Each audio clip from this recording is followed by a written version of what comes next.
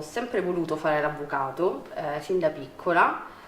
Questo è stato il mio percorso, perché in realtà intanto le aule di tribunale mi permettono di esprimere il mio carattere, un carattere forte e anche competitivo, e poi cosa molto più importante, che questo lavoro ti permette di tutelare i diritti delle persone, che senza appunto lo studio dell'avvocato non sarebbero comunque in qualche modo aiutati a risolvere dei problemi importanti.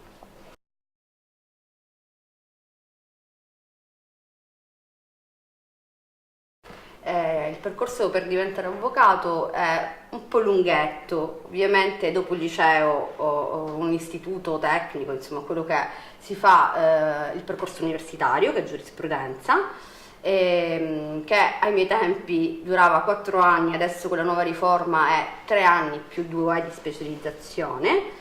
Dopodiché si frequenta dopo la laurea uno studio legale per fare tirocinio, 2 anni, è obbligatorio. Conclusi questi 2 anni di tirocinio è necessario fare un concorso per ottenere l'abilitazione. Una volta ottenuta l'abilitazione finalmente si può esercitare la professione.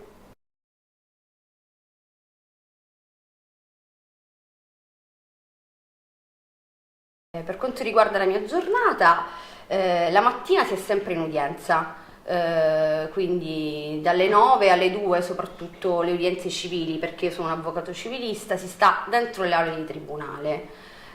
Dopodiché nel pomeriggio si viene in studio, in ufficio, si studiano i casi, si studiano i fascicoli, si scrivono gli atti e si ricevono i clienti. Fondamentalmente le ore si gestiscono, perché essendo una libera professione, a parte le ore che ci sono in tribunale che devono essere rispettate, poi il pomeriggio o i giorni della settimana si possono gestire come meglio si crede.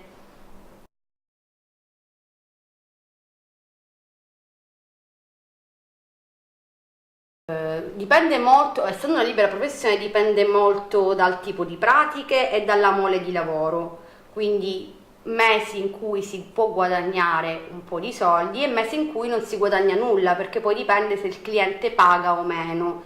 Se il cliente è privato, difficilmente in questo periodo, diciamo, di crisi economica andrà a pagare l'avvocato, rimanderà infinitamente. Le società pagano di più. Consideriamo anche il fatto che prima la professione di avvocato era una professione di elite, perché erano pochissimi gli avvocati.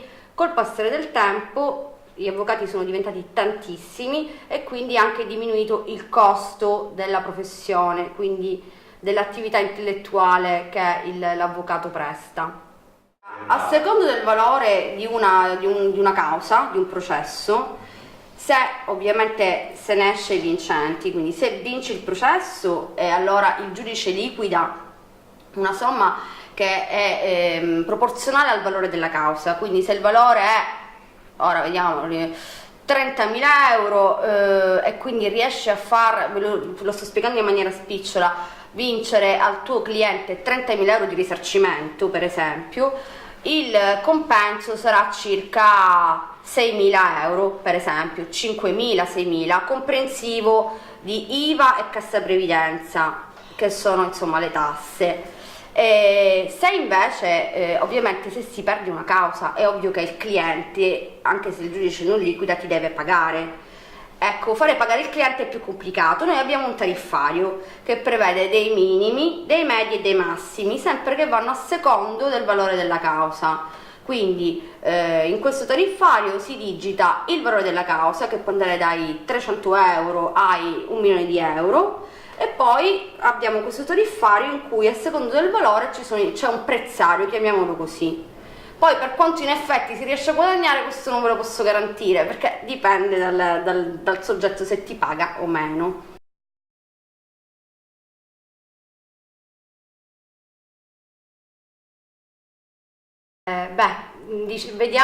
Bisogna capire che cosa intendiamo per prospettive. Io credo che un avvocato come prospettiva deve avere sempre quella di crescere professionalmente, che è importante, quindi studiare sempre, perché è una professione che ti porta sempre a studiare le novità dal punto di vista di diritto e giurisprudenziale, e poi cresce professionalmente ma anche intellettualmente, e rapportarsi con i clienti con maggiore onestà possibile. Quindi credo che come prospettiva, se si intende di carriera, la carriera viene fatta veramente con molta onestà intellettuale, quindi questa è la prospettiva che ti può portare questo lavoro. Sicuramente soddisfazioni quando vedi il cliente felice e sei riuscito ad aiutarlo nel tutelare i suoi diritti.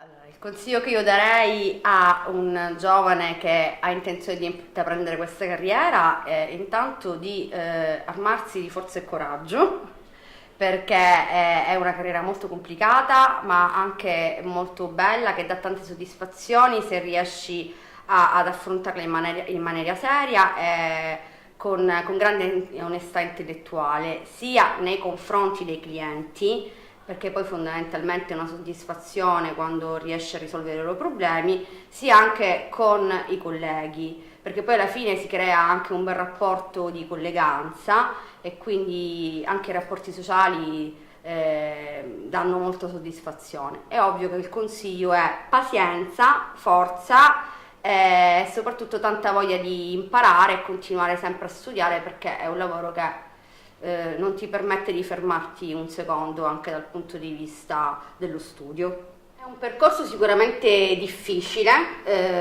da intraprendere e da concludere, quindi fino all'abilitazione. Ma è un mondo molto bello, incontri tantissime persone, ti dai da fare per le persone, aiuti le persone a risolvere i loro problemi. A volte forse un deterrente è che attualmente si guadagna poco, ma io credo che questa sia una bellissima professione. A volte la consiglio, a volte la sconsiglio, ma credo che chi ha fortemente la volontà di intraprendere questo cammino non deve mollare. Ovviamente è un percorso, non si smette mai di studiare e di imparare, e non bisogna mai smettere di essere umili e mai montarsi la testa su io sono il grande avvocato, ti salverò, perché non funziona così. Questo è il mio consiglio, credo mantenere sempre umiltà ed essere sempre disponibili con tutti, cercando insomma di svolgere la professione con coraggio, con forza e con rispetto anche nei confronti dei colleghi.